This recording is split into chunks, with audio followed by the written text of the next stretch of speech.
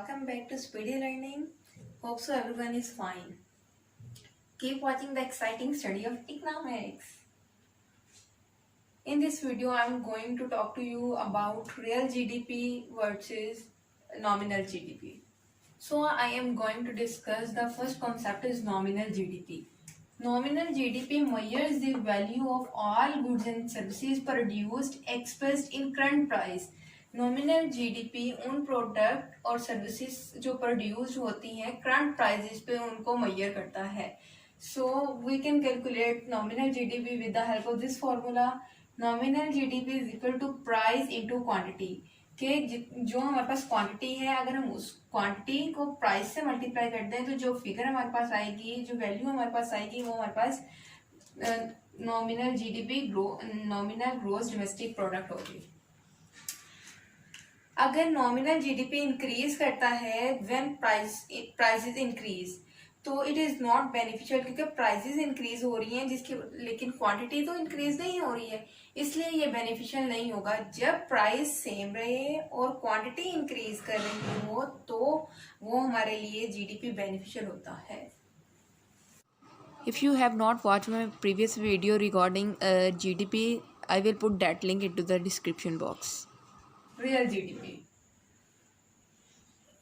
If the GDP increase due to increase in quantity, that is real GDP. अगर GDP increase हो due to increase in quantity, यानी quantity की वजह से अगर GDP increase हो तो वो हमारे पास real GDP होगा.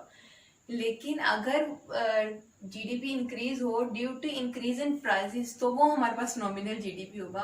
क्योंकि अगर प्राइस से इंक्रीज आता है जीडीपी में तो वो बेनिफिशियल नहीं होता. ऑन द अदर हैंड अगर जीडीपी इंक्रीज हो due to increase in quantity तो वो फिर हमारे लिए बेनिफिशियल होगा. किसी भी इकोनॉमी के लिए वो बेनिफिशियल होगा.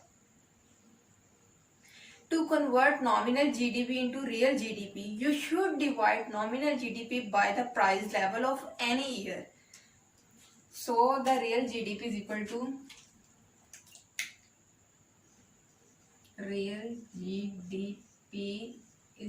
to nominal GDP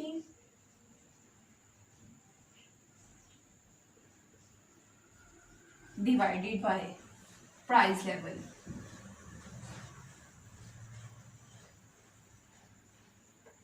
जब हम नॉमिनल जीडीपी को मैंने पहले बताया कि नॉमिनल जीडीपी को हम कैलकुलेट कर सकते हैं प्राइस मल्टीप्लाई बाय क्वांटिटी. जो फिगर आएगी वो हम नॉमिनल जीडीपी की जगह पे लिखेंगे और डिवाइड कर देंगे उसको प्राइस लेवल के साथ. तो फिर जो हमारे पास वैल्यू आएगी वो हमारे पास होगी real GDP. Nominal GDP equal to price into quantity divided by price level is equal to P. तो ये जो हमारे पास है वो हमारे पास है real GDP, real gross domestic product. The price of good Y was 100 rupees and the good X was 17 rupees. और जो उनकी क्वांटिटी थी वो जब प्राइस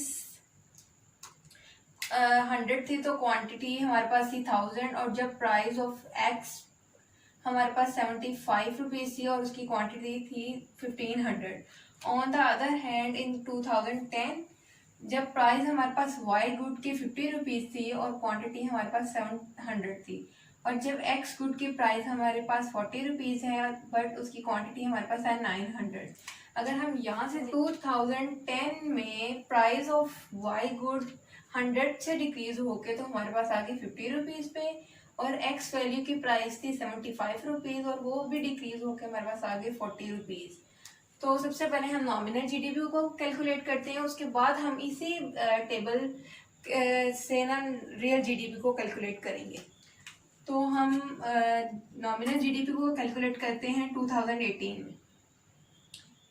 100 मल्टीप्लाई बाय 1000 और 75 for good Y and this one is for good X multiply by 1500. तो ये 100, तो हमारे पास ये वैल्यू आ जाएगी 100,000. और जब हम इसको कैलकुलेट करेंगे तो हमारे पास आ जाएगी 112500. इनको सम अप कर लेंगे तो हमारे पास वैल्यू आएगी 212500.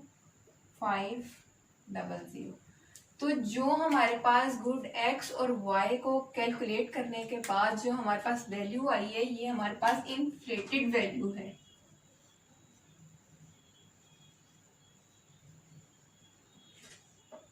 इन्फ्लेटेड वैल्यू यानी इनमें इन्फ्लेशन फैक्टर ऐड है। और हम रियल जीडीपी तभी करते हैं जब हम इसको प्राइस लेवल के साथ यानी बेस ईयर प्राइस के साथ इसको डिवाइड कर देंगे, तो जो हमारे पास वैल्यू आएगी वो हमारे पास रियल जीडीपी होगा। इसी तरह ही हम 2010 को भी कैलकुलेट कर लेंगे। 50 इंटू 700, 40 इंटू 900। तो इसको सम अप करने के बाद हमारे पास वैल्यू आएगी 71000।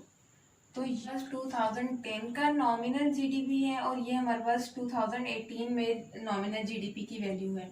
तो जब हम रियल जीडीपी को कैलकुलेट करते हैं तो हम बेस ईयर प्राइसेस लेते हैं एंड करंट ईयर क्वांटिटी को लेते हैं, फिर हम उनको मल्टीप्लाई करके उनका सम अप करके तो हमारे पास रियल जीडीपी आता है। अब हम रियल जीडीपी को कैलकुलेट करते हैं।